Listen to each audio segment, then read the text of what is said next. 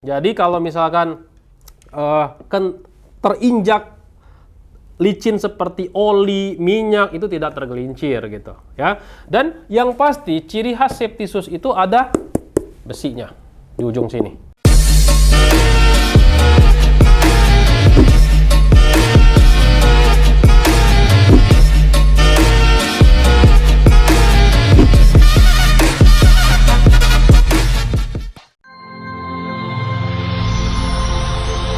Video ini dipersembahkan oleh Mediatama Academy.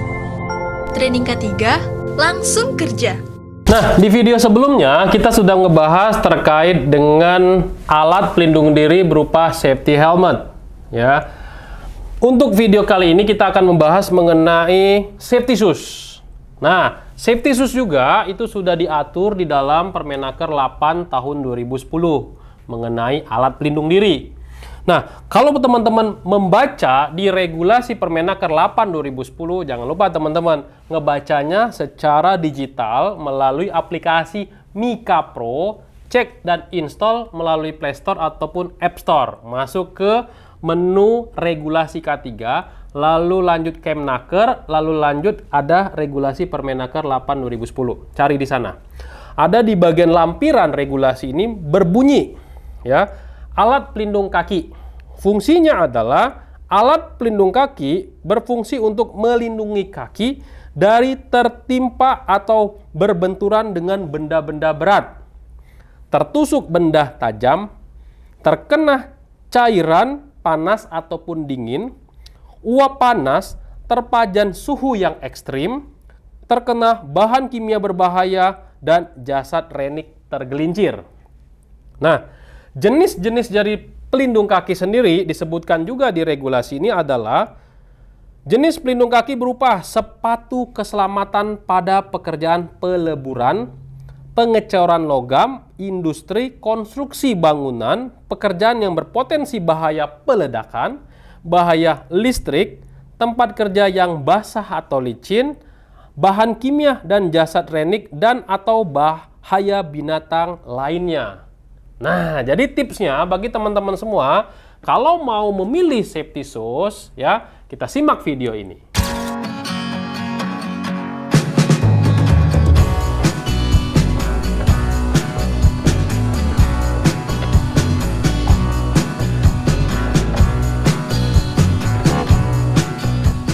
Nah, sebenarnya banyak sekali tipe-tipe safety shoes. Nah, yang saya tampilkan di sini adalah yang ya segelintir aja. Termasuk juga terkait dengan warna. Ada juga yang warna hitam, warna orange, dan warna segala macam, ya. Nah, yang saya tampilkan ini adalah mungkin akan berpengaruh ataupun pemilihan ini akan berpengaruh terhadap pekerjaan Bapak Ibu semua. Contoh misalkan sepatu yang seperti ini, yang pendek seperti ini.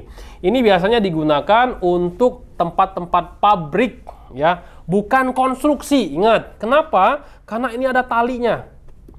Di konstruksi itu tidak disarankan menggunakan safety shoes yang ada tali.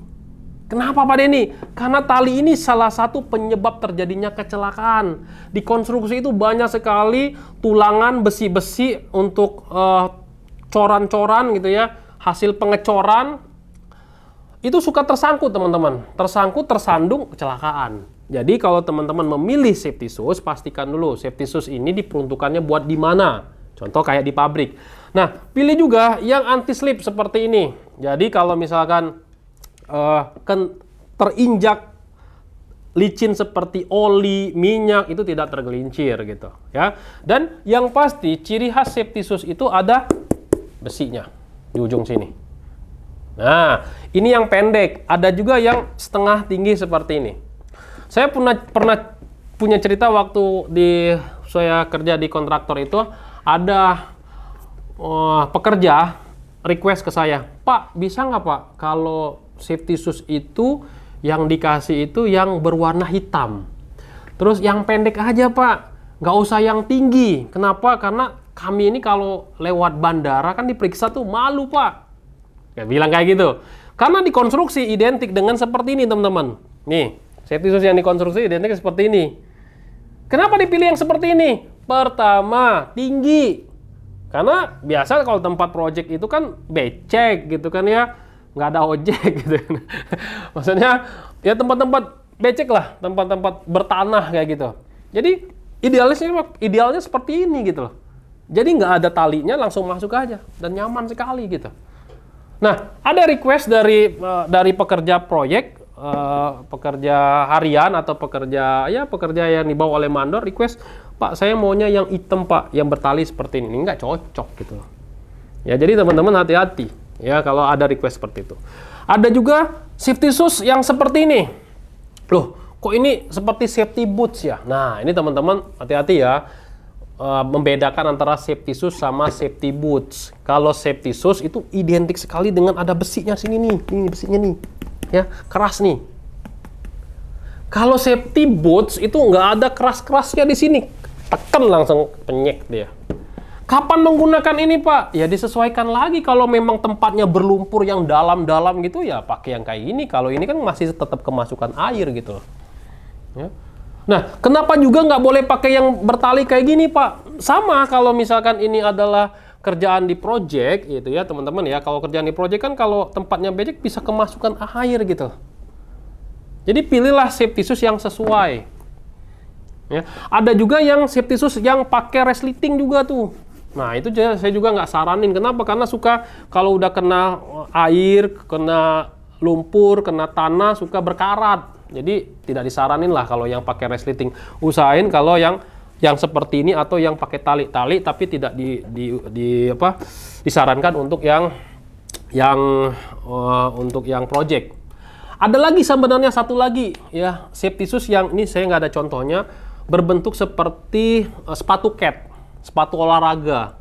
Nah, itu safety shoes yang sering digunakan untuk naik-naik tower-tower. Ya, tower sutet, tower listrik. Kenapa? Karena kalau dia pakai ini atau dia pakai ini, licin loh teman-teman.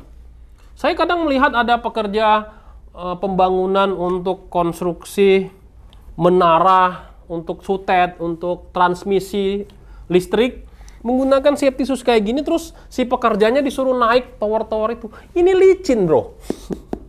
Dan ini kaku gitu.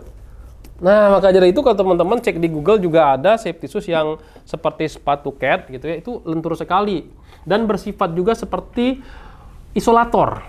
Jadi tidak menyebabkan tersetrum jadinya. Ya, jadi itu penting sekali teman-teman ya. Dan pastikan juga safety shoes ini ya ada masa berlakunya loh teman-teman. Kalau teman-teman ditawarin misalkan ada diskon nih Pak, 50% misalkan. Saya pernah ketipu kayak gitu, ada merek X ya, nawarin saya, nggak tahu beneran dari distributor atau enggak, tapi saya bilang, mana contohnya? Saya dikasih contohnya gitu. Harganya berapa? Ya kisaran 150.000. Saya kaget kan, kok murah sekali gitu ya. Terus saya tanya lagi, ada contohnya nggak? Dibawain lah contohnya. Nah, pada saat dibawain contohnya, itu mirip kayak gini ya, itu bagus banget, kayak asli banget. Wah, langsung saya beli tuh. Ya, ada berapa ya? Ada sekitar 50 pasang saya beli. Tapi yang terjadi apa? 1 bulan berikutnya, ketika si pekerja proyek itu pakai, brodol semua di belakangnya ini nih. Di bagian belakang ini nih. Rontok semua. Artinya apa? Safety shoes ini ada masa berlakunya, teman-teman. Masa berlakunya dari mana? Cek di bagian kode produksi. Ya, jadi kalau di bagian kotaknya itu ada kode produksinya. Di sini kalau dari sini nggak ada ya kode produksinya ya. Yang pasti ada standarnya. Nih ada standarnya SNI, gitu kan? Ada standar SNI-nya nih. Ya. Terus coba saya cek dulu ya. Kayaknya nggak ada di sini ya. Adanya di kotaknya. Ya. Jadi pastikan di kotaknya itu ada tanggal produksinya. Kalau tanggal produksinya sudah lewat dari 1 tahun, jangan dibeli lagi ya teman-teman ya. Teman-teman misalkan ke mall ada diskon misalkan nih. Ini bukan ngomongin safety shoes saja ya. Teman-teman ada salah satu di mall ada toko khusus untuk perlengkapan olahraga. Lalu ada etalase 70%, up to 70%. Pas saya ngelihat, teman-teman cek di situ, kode produksinya udah mau 1 tahun. Ya. Kenapa dibuat murah kayak gitu? Karena udah tahu safety shoes itu ada masa berlakunya di bagian solnya ini. Ya, sama juga kalau teman-teman beli sepatu yang mahal, ya, yang harga 1 juta, 2 juta, 3 juta gitu ya, yang sayang-sayang untuk dipakai gitu kan, dipakai hanya untuk kondangan doang gitu kan. Apa yang terjadi? Yang pertama yang terjadi adalah pengelupasan di bagian kulit-kulitnya. Ya. Yang kedua, ya pasti berodol nanti di bagian bawah sini. Ya.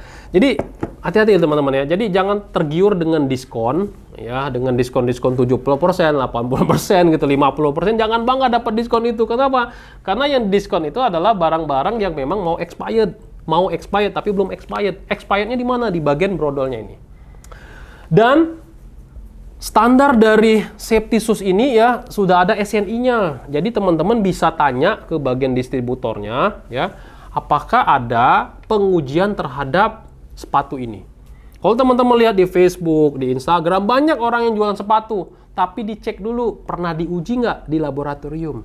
Ada nggak standar SNI-nya, MSA-nya, ya, dan standar-standar internasional yang lain. Kalau mau Indonesia, SNI-nya aja, ya. Cek lab-nya.